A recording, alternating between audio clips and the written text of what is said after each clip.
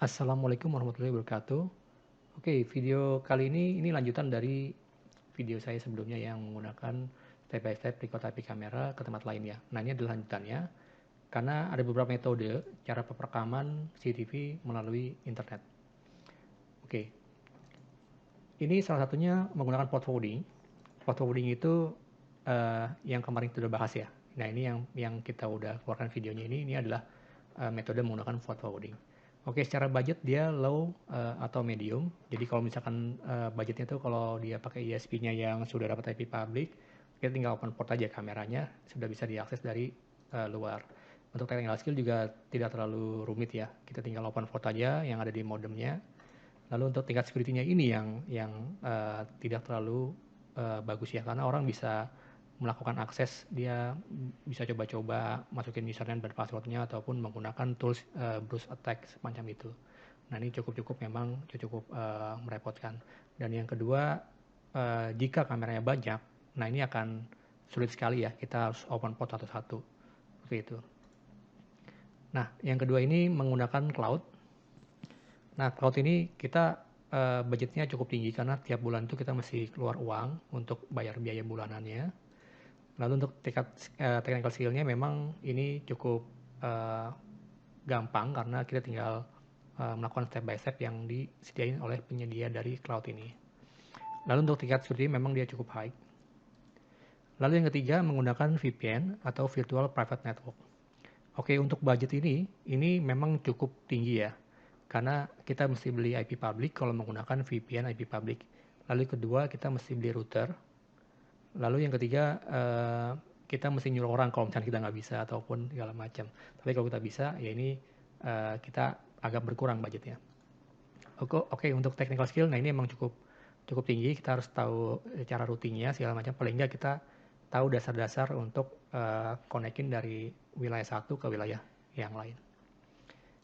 Oke, untuk tingkat security-nya, nah ini yang paling bagus ya. Agak sulit sekali untuk ditembus. Jadi tingkat security dari levelnya ini itu cukup bagus dan paling direkomendasikan. Oke, VPN-nya ada dua macam. Satu itu menggunakan VPN IP public. Jadi kita mesti beli IP public kalau misalkan kita mau tembak ke pusat. Nah, itu pusatnya itu harus ada IP public. Nah, IP public ini yang budgetnya tuh cukup tinggi ya. Karena per bulannya itu bisa ada yang sampai jutaan rupiah. Oke. Untuk technical skill-nya ini cukup tinggi karena kita harus routing segala macam. Lalu untuk tingkat security-nya memang ini cukup direkomendasikan, cukup baik. Oke, yang nomor 2 ini VPN menggunakan P2P. Nah, ini yang akan kita bahas nih antara dua ini. Oke, untuk budget ini medium. Dalam artian tuh kita cukup beli sekali alatnya, routernya, itu untuk dipakai untuk seumur hidup karena dia akan langsung jalan. Jadi kita nggak perlu ada biaya bulanan, kita cukup beli routernya aja, udah. Oke, untuk technical skill ini medium sampai high karena ini kita nggak perlu routing, kita cuma nyambungin antara router 1 dengan router 2. Jadi kita nggak perlu routing segala macam dan dia sudah disediain oleh si penyedia dari P2P-nya. Oke, untuk tingkat security-nya ini cukup high. Dan untuk koneksinya juga cukup stabil. Ini kurang lebih hampir sama dengan IP public, VPN IP public. Ya, tapi kita cari cara yang paling efektif dan paling nggak keluar banyak uang lah. Oke, ini contoh topologi menggunakan port forwarding yang di video sebelumnya itu menggunakan port forwarding. Nah, kurang lebih seperti ini. Nah, ini ada di tiap-tiap site ini ada IP public. Nah, ini IP public ini yang cukup lumayan ya. Kita bisa ngakalin juga di router, tapi kadang-kadang suka ISP-nya tuh suka nggak nyediain IP public. Nah, ini jadi problem juga. Nah, kalau untuk port forwarding ini kita tinggal buka open portnya, kameranya seperti ini di router, lalu kita add NVR-nya menggunakan IP public ini. Oke, di video saya sudah dijelaskan seperti itu. Nah, untuk VPN IP public ini kebalikannya. Justru di pusat ini IP publiknya yang ada cukup satu aja. Nah, di cabang ini di Bogor ini dia tinggal tembak IP publiknya ke VPN-nya ke pusat. Jadi nanti dari pusat tinggal routing aja ke Bogor, Bekasi, Cikarang. Jadi di sini segmennya kita bedakan. Ini nggak boleh sama.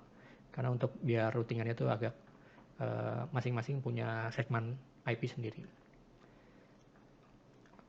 Oke, yang ketiga ini ada VPN menggunakan P2P, ini tanpa IP public. Nah, ini akan kita bahas P2P dengan IP public. Oke, kurang lebih sama. Ini segmennya 2, 3, 4 ya. Lalu di sini ada segmen 1 untuk di pusatnya. Nah, tiap-tiap router ini dia akan connecting ke planet central. Ya kan, di HC juga sama menggunakan planet central. Nah, dia nggak perlu routing, dia akan otomatis membuat tunneling. Jadi dari router ini kita bisa ngomong ke site yang ada di Cikarang, Bekasi, atau Bogor dengan IP yang beda. Kita tinggal add aja kameranya. Nah, dengan jumlah yang banyak ini cukup sangat efektif nih kalau untuk VPN seperti ini. Oke, untuk VPN P2P ini kita menggunakan Zero Tier.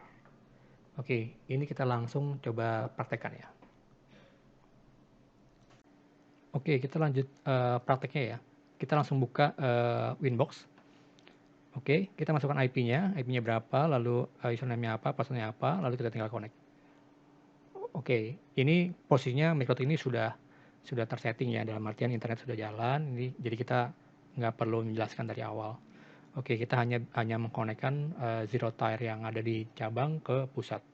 Oke, kita coba ping dulu ke router yang ada di pusat ya. Ini contoh saya ada di cabang, segmen saya 192.2.0.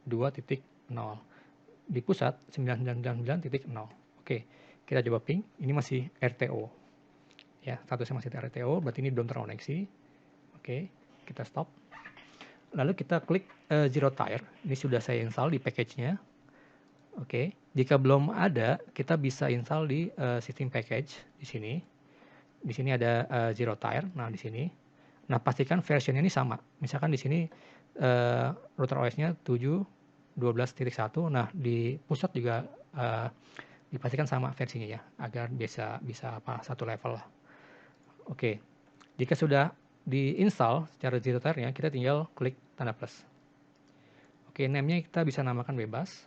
Ini contoh branch-nya cabang. Nah, untuk network ini didapat dari mana? Kita tinggal buka di zerotier.com. Oke, kalau misalkan belum punya account, kita bisa sign up. Tapi kalau sudah punya account-nya, kita tinggal login aja. Oke, nanti kita tinggal create network. Nanti akan ID-nya akan otomatis tercreate seperti ini. Nah, ini adalah network ID-nya. Ini yang akan menyatukan dari router HQ ke router pusat. Oke, ini tinggal kita copy. Kita masuk ke di sini networknya. Kita tinggal paste. Oke, kita tinggal apply. Oke, di sini belum ada traffic ya. Masih 0. Kita lihat statusnya di sini. Kalau misalkan sudah oke, berarti dia sudah terkoneksi dengan baik.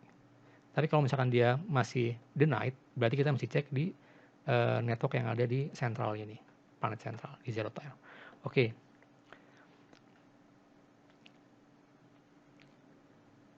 Oke, nah ini ada device-nya. Bagaimana kita tahu ID dari si instansi dari si Zero Tier ini? Oke, ini kita aktifkan terlebih dahulu, kliknya. Lalu kita klik 2 kali. Nah, di sini ada public identity, ya, ini belakangnya 46D ya. Lalu kita cek di Zero Tier-nya. Nah, ini adalah 46D. Nah, status yang belum dicentang ini berarti belum di-authorize. Jadi di sini belum approve nih. Jadi kalau misalkan ada orang masuk di tahun network kita, dia belum dia add, lalu di sini belum approve, dia akan nggak bisa masuk. Jadi kita mesti centang dulu baru dia diakui sebagai device kita ataupun dia sudah diotorisasi. Oke, kita balik lagi ke Microtik-nya. Di sini sudah online. Oke. Kita lihat di status Zero Tier-nya, di sini statusnya sudah oke. Berarti sini sudah bisa terkoneksi ke sentral, planet sentral. Lalu PIN-nya juga sudah aktif semua, ya. Oke. Kita coba ping kembali terminal. Oke, kita coba kembali. Oke, di sini masih RTO. Kita tinggal routing aja nih. Kita tinggal routing. Kita belum routing, kita coba routing ada di sebelah sini. Nah, branch ini dapat IP itu dari central tuh IP-nya segmen segini. Ini bisa kita pilih sih. Di sini ada pilihannya. Di sini ada menu auto assign from range. Ini kita bisa pilih mau segmen berapa, 192 ataupun mau yang 1024 segala macam, kita tinggal pilih aja. Nah, jadi kalau misalnya ada node yang terkoneksi ke sentral, dia akan otomatis dapat IP 1024 titik nanti yang dia sebagai DHCP servernya lah. Jadi akan ngasih IP dan otomatis dari si planet. Oke. Nah, segmen yang di cabang ini kan 192.168.2.1.0. Nah, ini adalah gateway-nya. Kita tinggal copy.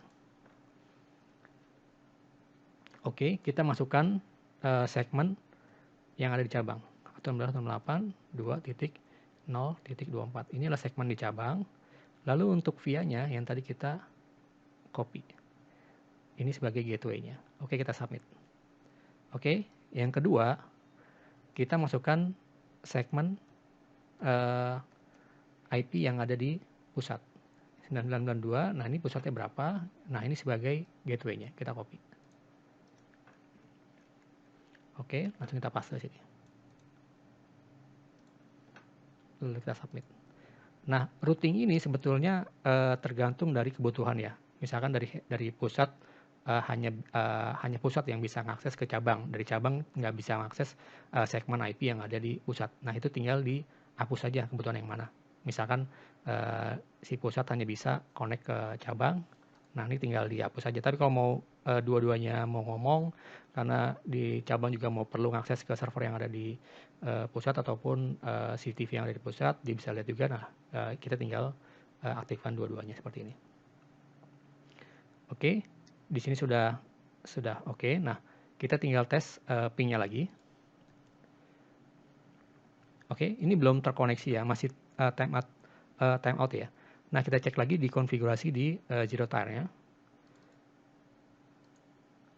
Oke, karena si segmen si HU ini di 99 titik sekian ini kan IP-nya tuh IP masuk ke IP yang bukan private ya. Jadi kita di sini kita allow global aja. Kita klik apply. Oke, lalu kita coba ping kembali. Oke, statusnya udah replay ya. Jadi ini sudah aktif. Dari cabang ke pusat sudah bisa komunikasi. Oke. Kita coba masuk ke menu si NVR-nya. Oke, ini NVR-nya segmennya sekian. Segmen 2, IP-nya 200. Oke, kita login.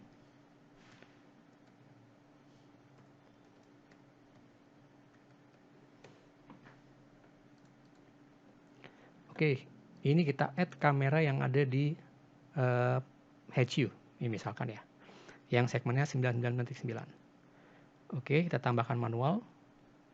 Ya, oke, contoh kita pilih on viv ya. Kita masukkan IP si kameranya. Lalu kita klik custom. Settingan ini sih sebetulnya masing-masing kamera ini beda settingan ya. Jadi nggak mesti sama ini. Jadi tergantung dari si settingan yang ada di sana. Nah ini sudah oke semua, kita klik oke aja.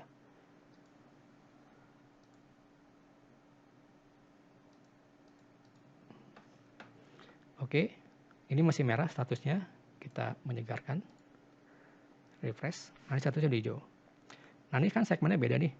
Di internal ini segmennya 2. Nah ini segmennya 999. Dalam artian kalau misalkan VPN-nya belum terkoneksi, ini akan merah terus nih. Nggak akan bisa connect.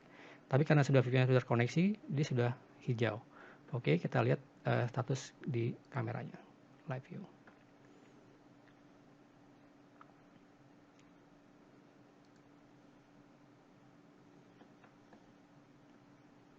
Oke, channel 8. Kita klik. Nah, ini sudah terkoneksi dan kamera sudah bisa ngelihat. Oke, kurang lebih seperti itu ya. Jadi cukup mudah sebetulnya nih. Jadi kita kelebihan dari si VPN ini sebetulnya enaknya berapapun jumlah kameranya kita tinggal add by IP-nya aja. Jadi di sana nggak perlu open port segala macam. Nah kalau untuk forwarding kan dia repot kan. Kalau misalnya ada 50 kamera, di sana harus 50 kameranya di open port segala macam. Nah kalau ini tunnelingnya sangat secure, jadi keamanannya sangat terjamin. Dan kita juga bisa add berapapun kameranya tergantung dari bandwidth yang kita punya ya. Kuota atau enggaknya. Oke. Nah ini kita coba masukkan ke MikroTik ke pusat. IP-nya 991. Nah, ini sudah terkoneksi dengan baik ya. Jadi kita seperti ada di pusat, padahal kita lagi di cabang. Karena kita bisa akses semua yang ada, device yang ada di pusat ataupun sebaliknya. Jadi VPN ini sangat-sangat emang membantu banget ya. Dan ini adalah cara yang paling efektif menurut saya.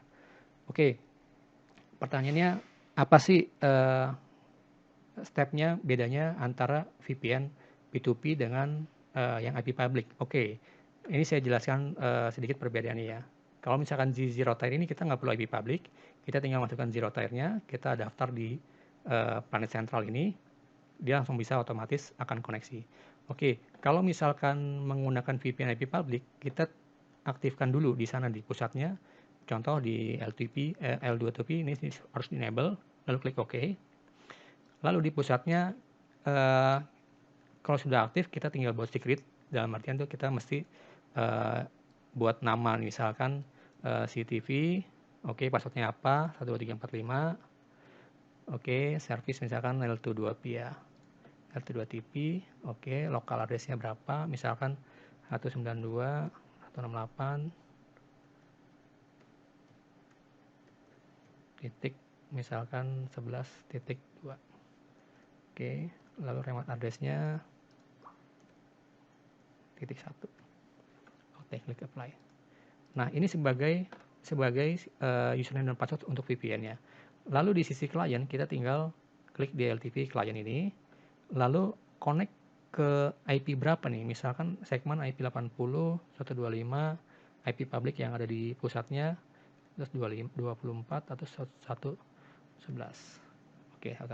Nah, kita masukkan yang tadi, username CTV, password 1345. Klik apply. Nah, dia akan connecting terus. Di sini ada lognya. Dia akan mencoba connecting ke pusat. Nah, jika sudah terkoneksi, kita harus merouting manual. Di sini segmennya contoh berapa, pusatnya, misalkan destination address 999.9.0.24. Oke, gateway-nya 192 atau 68 yang tadi kita buat ya. Di sini 11, berarti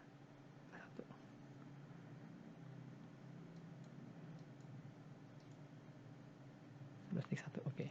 Nah, kita mesti routing seperti ini. Jadi baru bisa ngomong antara dari pusat ke cabang, kurang lebih seperti itu. Jadi kita mesti pointing lah ibaratnya. Kalau misalkan ini ada dial out-nya, di sini bisa kelihatan. Nah, dia statusnya kalau misalkan dia di sana belum approve, username password salah, IP-nya harus benar, kita bisa menggunakan hostname dari si MikroTik sebetulnya. Di sini ada IP cloud. Nah, di sini kita bisa copy DNS name ini ke dalam sini. Ini bisa kita gunakan seperti itu untuk ngakalin si IP public. Nah, kurang lebih seperti itu. Oke. Nah, makanya saya merekomendasikan untuk menggunakan VPN dari P2P menggunakan zero tier. Selain efektif, murah, efisien, dan kapanpun kita mau gunakan, dia tetap aktif. Jadi, nggak ada limitasi lah. Selama kita masih gunakan, ya kita gunakan, yaitu free. Sampai berapa free-nya? Sampai dengan 25 knot. Ya, di sini bisa kelihatan. Kita back. Nah, di sini sampai 25 knot ya. Jadi kalau misalkan cuma 2 router, itu masih free. Ya. Nah, terus bagaimana kalau saya mau connect ke network saya menggunakan laptop? Kita tinggal install zero tier aja di sini.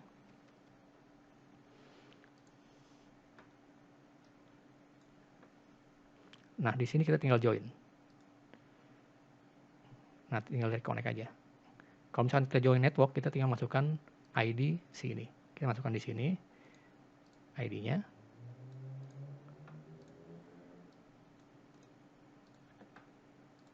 Nah, kita masukkan sini.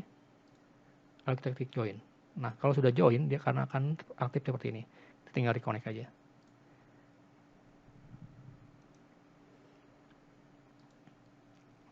Nah, ini satu sudah aktif. Oke. Nah, di sini bisa kelihatan. Di sini ada laptop. Nah, ini sudah authorize. Nah, ini oke. Nah, ini bisa kita, laptop ini sudah bisa connect ke kedua router tersebut. Di cabang ataupun ke pusat. Seperti itu. Oke, semoga video ini bermanfaat. Terima kasih. Assalamualaikum warahmatullahi wabarakatuh.